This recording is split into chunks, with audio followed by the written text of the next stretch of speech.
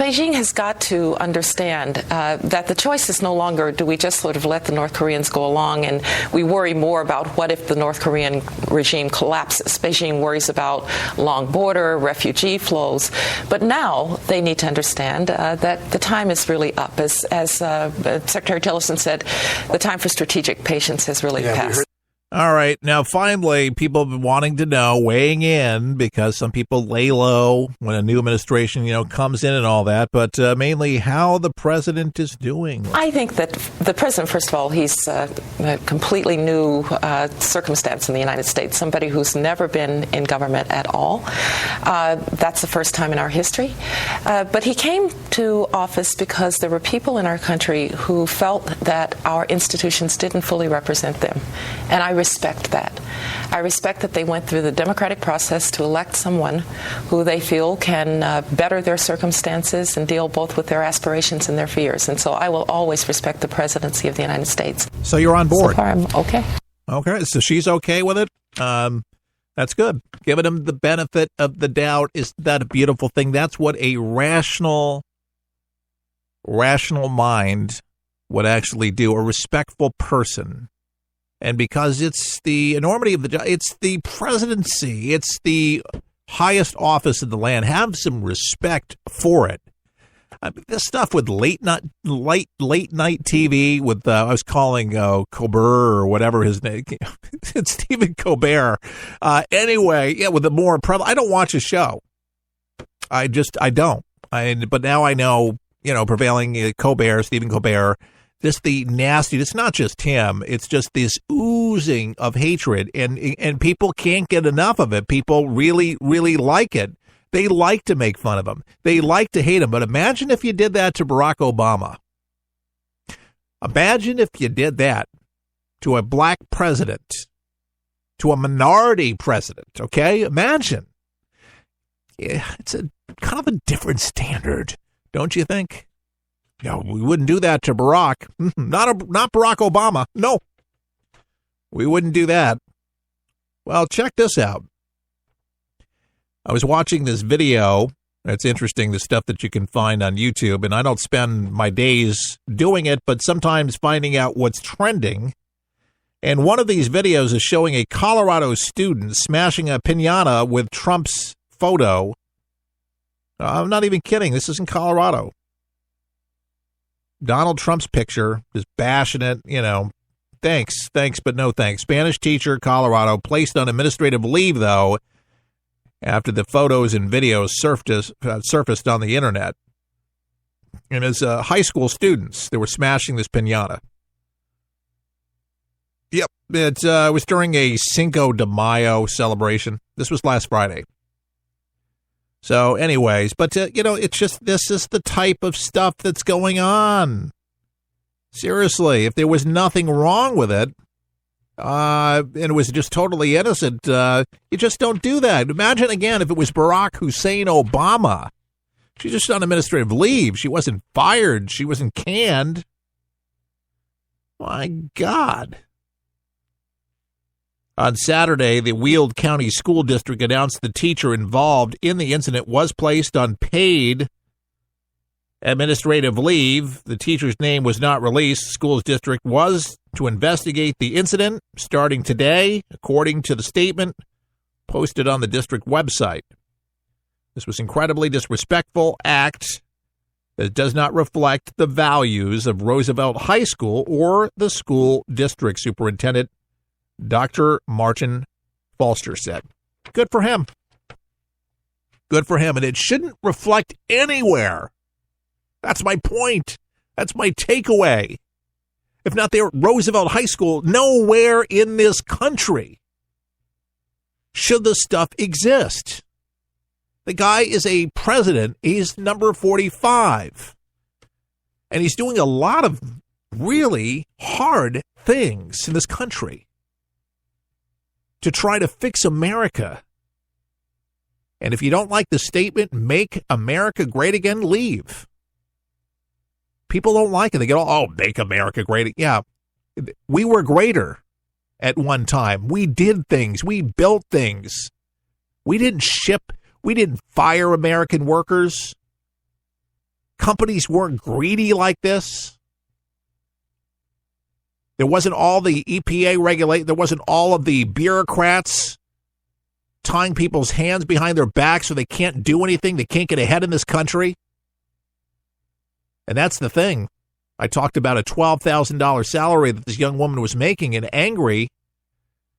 Well, talk about wages. You know, I've been in radio most of my adult life.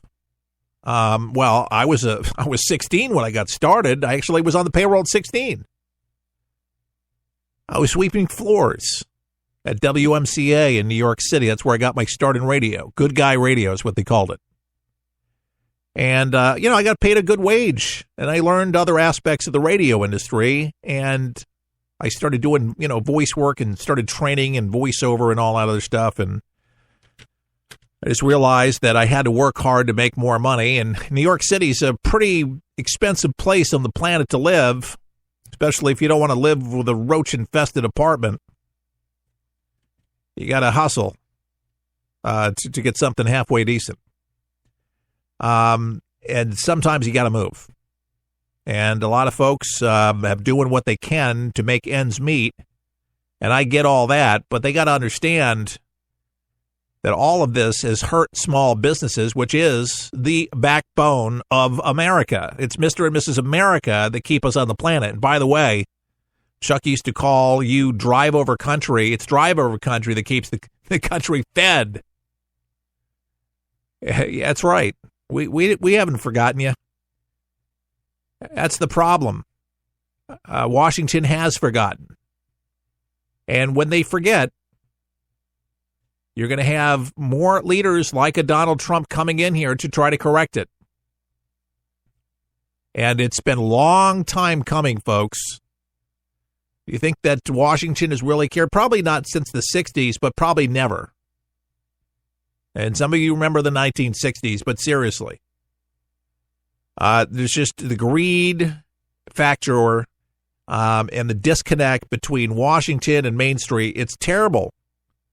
But I'm thinking about the salary, going back to my mindset there of why I told you that I was sweeping floors, is that, I eventually started, making real money, auditioned to become the voice of ABC News after Ernie Anderson back in 1992 for 10 years until Peter Jennings passed away, unfortunately, of lung cancer. You remember ABC News, where more Americans get their news from any other source. That's right.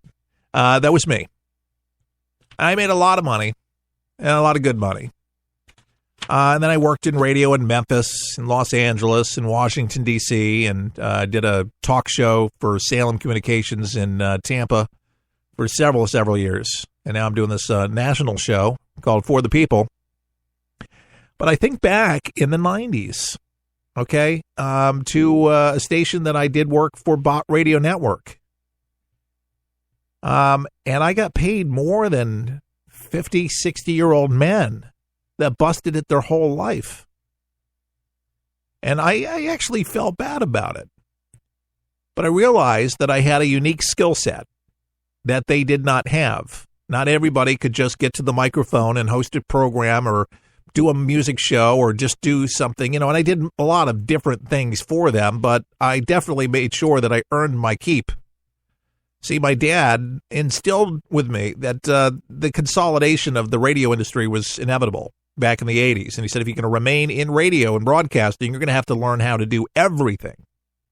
So not just producing a talk show, running the controls, taking phone calls, writing commercials, voicing commercials, knowing how sales works, the talent end, the management end, the engineering end. I learned every position in radio.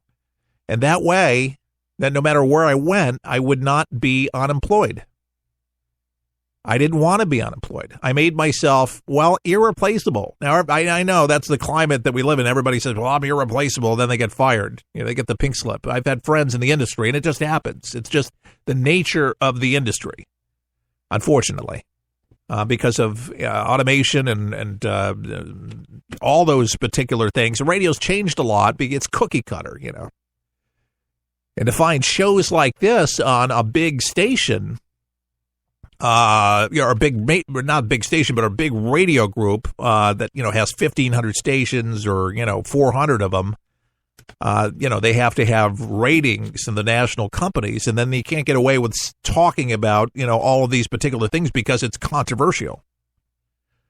So that's why we're listener supported, because you can't quite give your opinion because it might offend somebody. It's not like we're outlandish or spewing hate or anything of the sort. But it's hard. And I know it's tough for folks that, whatever trade you're in or the small town that you want to stay in because that's where your family's from and you can't move, you do what you can. But early on, I realized that you can make things happen. You have to surround yourself with, one, good people, good mentors. You got to seek them out no matter what. You got to learn everything you can about that particular thing. And that way you can be the very best at whatever it is, whether you milk a cow, put carpet down, you're a plumber, the electrician, be the best at what it is. No matter what age you are, you do that. He goes, you're an idealist, so idealistic. That's so beautiful. I used to believe the way you believed. I haven't stopped believing that way. And I hope to God I'm 80, 90 years old. Should I live that long and still feel that same way? Attitude determines everything about you and what happens to you. Starts upstairs. Big time. All right, moving on to another news story here. This is the great state of Texas, if you're listening. Your governor, Greg Abbott, you know what he's doing, right? He's signing law banning sanctuary cities, which have been imposing stiff penalties for well, that's what he's doing. The violators are going to be charged. He signed a law Sunday banning sanctuary cities in the Lone Star State. The new law allows law enforcement officials to inquire about a person's immigration status during any detainment stop. Texas Republican Governor Greg Abbott took a different stance Sunday and signed into law a bill banning sanctuary cities in the Lone Star State. You heard it right. And imposing stiff penalties for violators. This new law allows law enforcement officials to inquire about a person's immigration status during any detainment stop, such as during a traffic stop. Previous cities such as Dallas, Houston, Austin, and other major cities and counties had sanctuary city laws that prohibited officers from asking the legal status of citizens.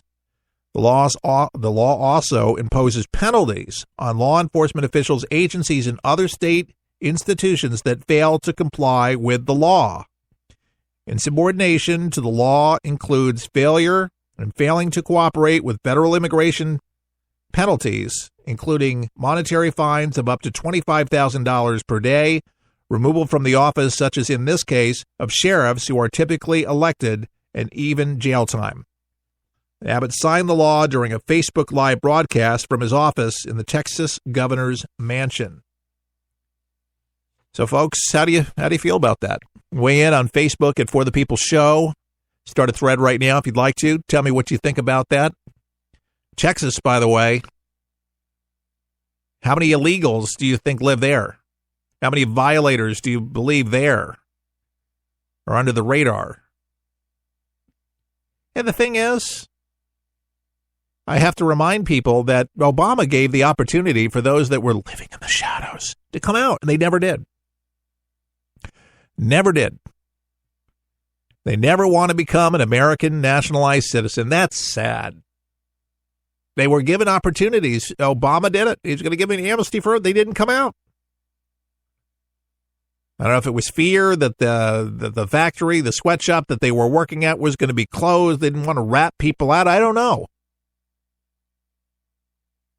But the biggest thing is there's a lot of these illegals, which I'm just concerned about as a conservative, is that those that are law breakers, not just for the status of their immigration, but criminals, drug dealers, leeches, draining the system, not productive, hurting others, hurting our country. Just because you're an immigrant doesn't